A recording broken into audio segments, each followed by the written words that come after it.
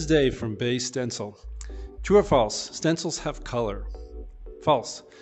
The paint has the color, not the stencil. I'm going to paint 3 stencils, each of which was color separated in a different way on basestencil.com. I'm going to paint a tomato and Captain America, and I'm going to paint a stencil of a telephone. And I'm going to show you how the color separation that was initially done has nothing to do with what you actually use the stencil for when you paint it. Let's paint the tomato first.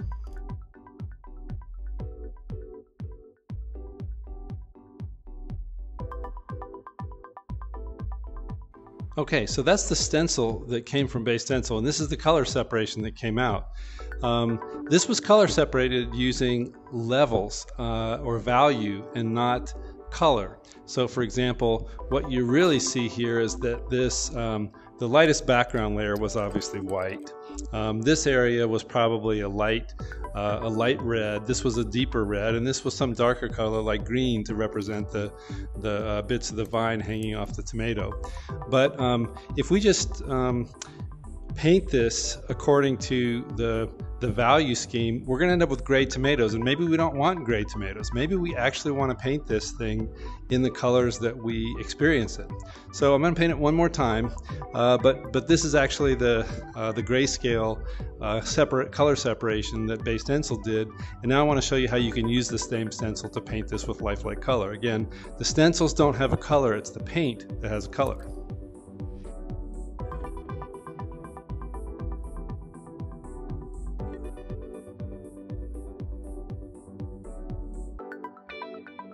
Okay, so which of these tomatoes would you rather eat?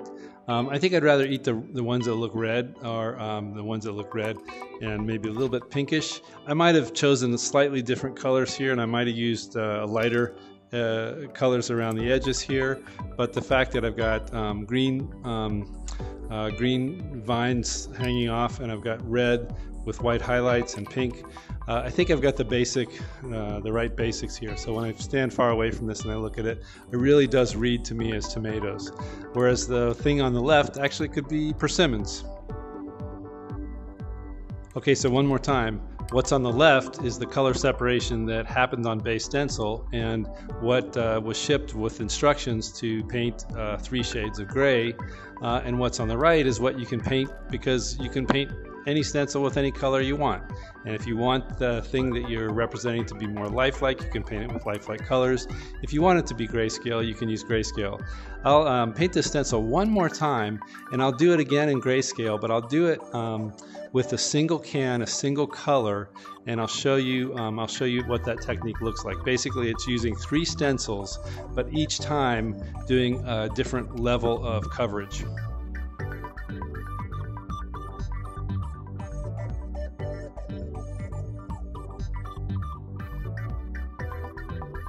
Okay, so you see what we did here? We actually used black, and we just used different levels of pressure and different caps here. So we basically just used low pressure, high pressure, and changed the cap to get slightly different effects.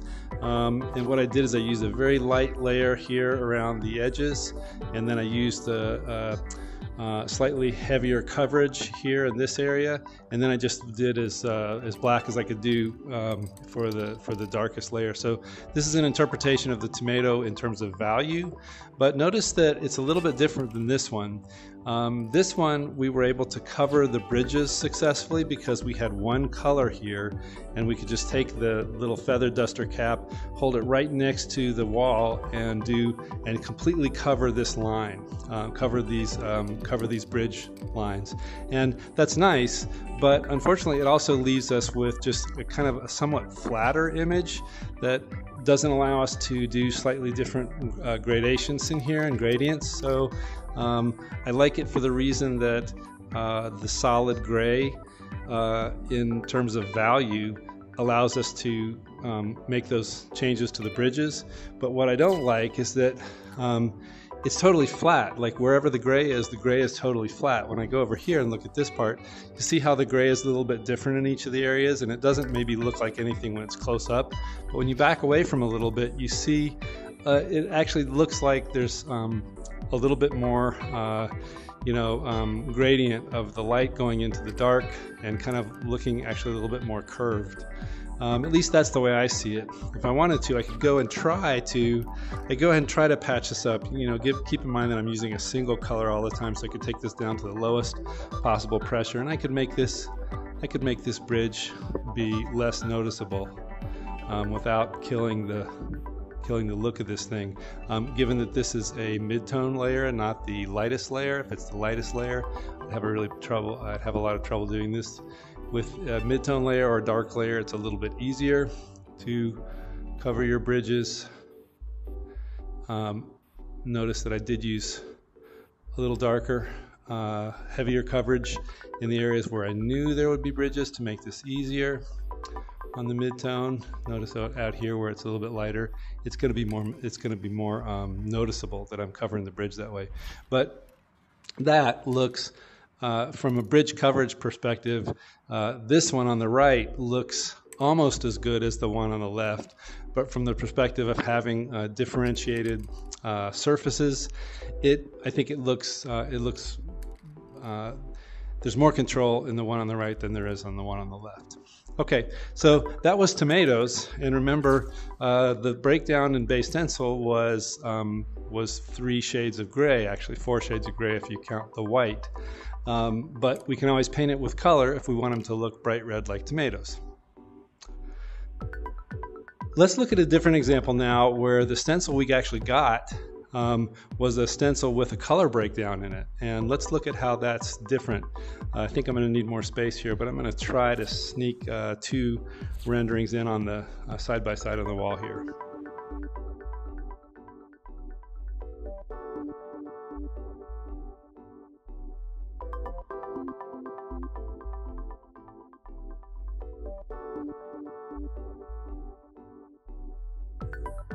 Okay, there you recognize our superhero, and you recognize that he came in several different colors. If you want, you don't necessarily need to pay any attention to these colors though, because if you want to look at it in terms of value, this whole thing can work in terms of value just like these tomatoes worked in terms of value.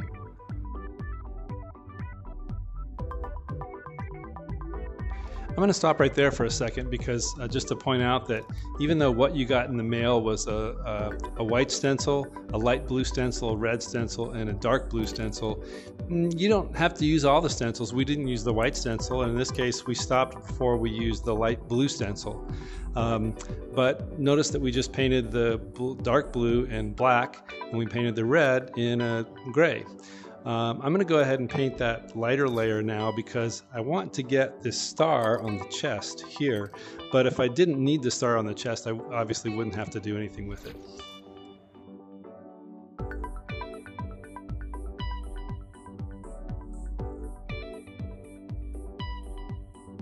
So I've got the same character here, obviously recognizable, but in one case I painted it just strictly according to the numbers so that we get the red, white, and blue, Captain America, and then in the other case we've just painted it in grayscale. I kind of like the fact that I can do interesting things with the grayscale. Notice how when the color separation happened here, I actually got these facial features kind of caught in the red.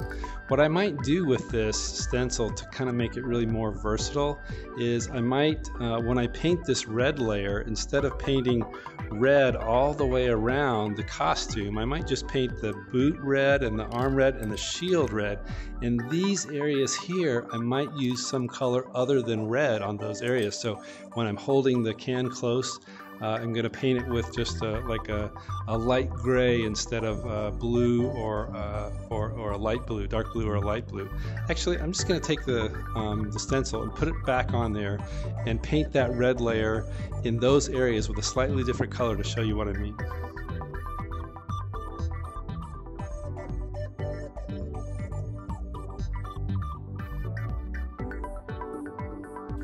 Okay, notice what I did.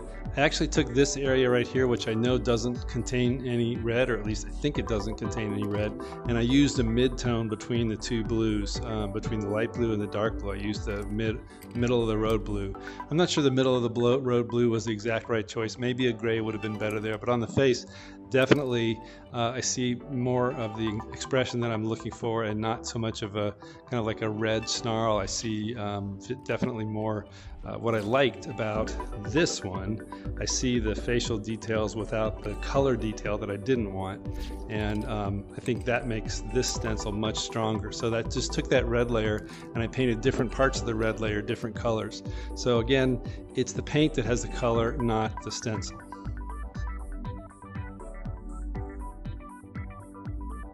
The last one I'm going to do here is going to be this telephone stencil, and forgive me if it's shaking around a little bit.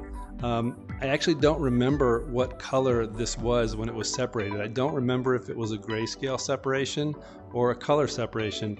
I'm going to try it in a grayscale, and I'll try it in a color. I'm going to do them all at the same time, but that way we'll try out the stencil and see what it yields. This is a great thing to do with a stencil that you just pull out of your backpack and you look at it and you say, you know, I don't even remember what this does. Just put it up, spray it once, and if you need to, you can always spray over again, wait for it to dry, and try it out given what you learned the first time you sprayed it.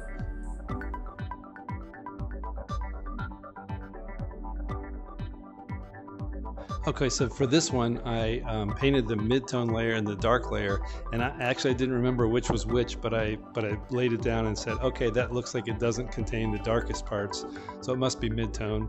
And then I painted this one, which absolutely does contain the darkest parts, but I didn't darken it all the way. Notice I didn't just make it totally black. Let's see what that looks like. Okay, so that looks kind of interesting to me because it kind of has the mottled look of an old-fashioned telephone, which it is. What I don't like about it is that here there's this sharp line here, and what I might do, since I can do anything I want to with this thing, is I might just take this middle of the road tone here, which could be just your black but not with full pressure on it, and I'm going to take a very light approach to it, and I'm just going to go up here in this line. Just do that. And when I look back at it, I think, okay, there's less of an obvious gradient there. I'm going to do the same thing over here. So I get what looks like a more natural thing there. The other thing I don't like about it is that there's no under part of the phone, and now we're really off the reservation because there's no reason for us to be doing this. But I'm just going to take an outline and just do that. And do that, and then I'm going to back up. Still looks funny, but there it is. There's our telephone, and what I'm going to do is it's going to go in and lay the last layer on the other side and show that there's a reason why you can use any color you want here.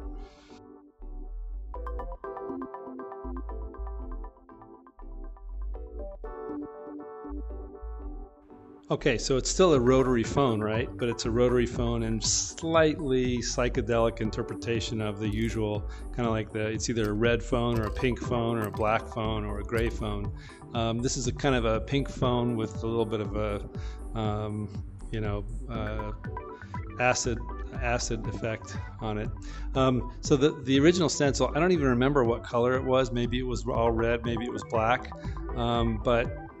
Here was my interpretation of it as a multi-value stencil, and here's the interpretation with the color.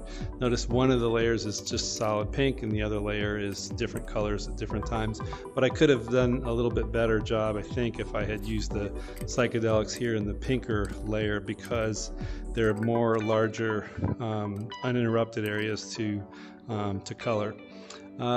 Chances are the more you get into the detail, like the darkest layers, which have the darkest points of the face, or the features of the face, or the features of the thing, chances are those darker points are more discrete, so you got dots and lines rather than big areas of coverage. So if you're going to really play with the color, you might want to do that in the larger areas. Again, I didn't follow that advice here. I tried to do the psychedelic stuff in the darkest layer, but I think it would have worked better here.